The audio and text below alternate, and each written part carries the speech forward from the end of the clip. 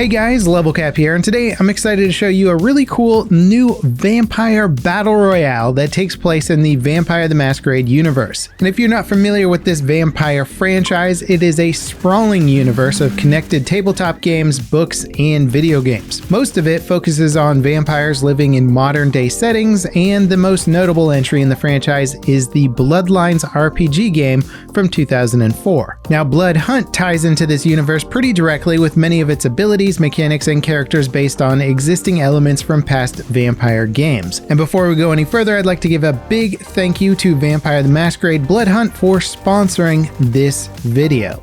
Now, at a first glance, Bloodhunt is a battle royale game with more or less straightforward rules. You pick a character type, you choose where you want to spawn, you grab some loot, you kill other players, you avoid the zone, and so on and so forth. But unlike a lot of other games in the genre, Bloodhunt is also an arena shooter with a super high skill ceiling. It's the kind of game that seems simple on the surface, but when you start playing it, you realize that there's actually a ton of detail and nuance to the gameplay mechanics. Now, starting off with the basics of the game, you can either play by yourself or you can play with up to 2 squad mates in 45 player matches. The matches last about 15 minutes and the last squad left standing wins the match. Now, when you first load into the match, you can actually pick your individual spawn point and the surrounding area pulses to reveal where enemy players have chosen to spawn. And you don't have to spawn with your squad. You can actually split up and spawn at different locations to meet up later. Now, there's a bunch of different weapon categories in the game, and you get all of your gear via looting once the match begins. The higher weapon tiers offer improved handling, reload speeds, damage over range, and other similar perks. Now, because it is a vampire themed battle royale, throughout a match you can actually feed on civilians to gain or boost passive abilities like health regen and melee damage. Feeding on a civilian in view of witnesses or otherwise killing a civilian will give away your position for a minute, so you have to be very particular about which civilians you feed on. Now, the encroaching red gas system sections off the map in progressively smaller sections, forcing players closer and closer together, but it doesn't shrink with a uniform shape. Sections of buildings can get cut off or remain in play, and it leads to a lot more action near the edges of the zone. The final zone has the gas finally collapse on you, and whoever's left standing at the end wins. Now, those are kind of the basics of the game, but without question, the coolest feature of Bloodhunt is the movement system.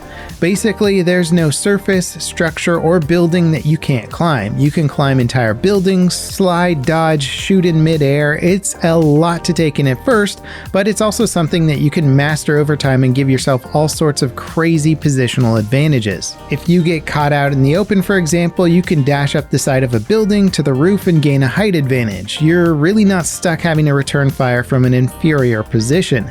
And on top of being able to literally leap entire buildings, your abilities also augment your movement for added depth. Now, there's different archetypes in the game that you can play, and the one that I enjoyed playing the most was the Prowler. Prowlers can dash while invisible and send out an AoE bubble that detects enemy players. Using these two abilities in tandem with the base movement mechanics let me identify enemies hiding behind cover while getting a positional advantage on them at the same time. And I also took pretty quickly to sniping and often found myself throwing out my detection ability to track enemies behind cover.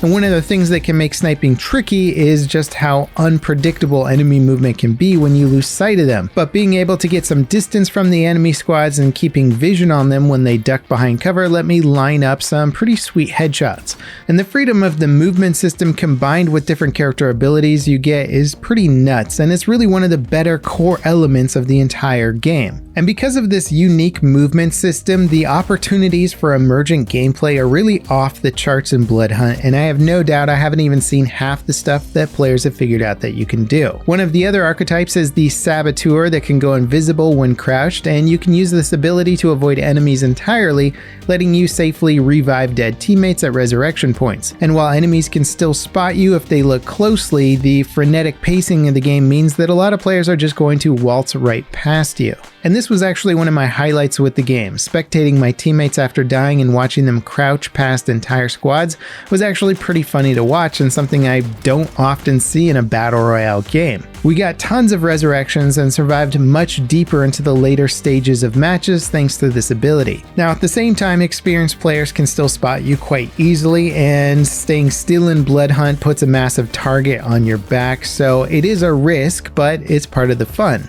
And mixing in stealth gameplay with the crazy movement mechanics of bounding across rooftops can enable you to basically enact crazy disappearing acts. And I found this to be a really interesting aspect of the game, since hiding skills can often be the difference between life and death, whether or not your squad is going to make it into the end game. And while you might be watching this video and thinking that the gameplay looks like it could be difficult to learn and that the movement might be too complicated to get into, it's actually not. The controls are very simple. You hold jump to climb, sliding off the edge of a building lets you jump further. If you aim while in mid-air, you'll fall slower. None of the stuff requires super complex button combos or specific synergies with gadgets or abilities. You're a vampire after all, and you can do vampire stuff, and the game really gets out of your way about it and just lets you have fun with it. Now, if you want to check out Bloodhunt, and I suggest you do, the good news is that it's totally free to play, and you can use my links in the description to grab it. They're launching it on PlayStation 5 soon as well, so be sure to wishlist that if you were one of the lucky ones to get a next-gen console. Right now, the game is currently in the middle of its second Battle Pass season with tons of cosmetics to unlock on both the free and paid tiers. And customization in this game is actually really cool because the clothing models and character models are so well done. There's a lot you can do to make yourself stand out, look different, and look cool. Once again, I'd like to thank the developers for sponsoring this video. I had a really good time playing the game. I think it's a super interesting take on the battle royale genre that you guys should definitely try out because, again, it is free to play. I'll see you guys next time. This is LevelCap signing off.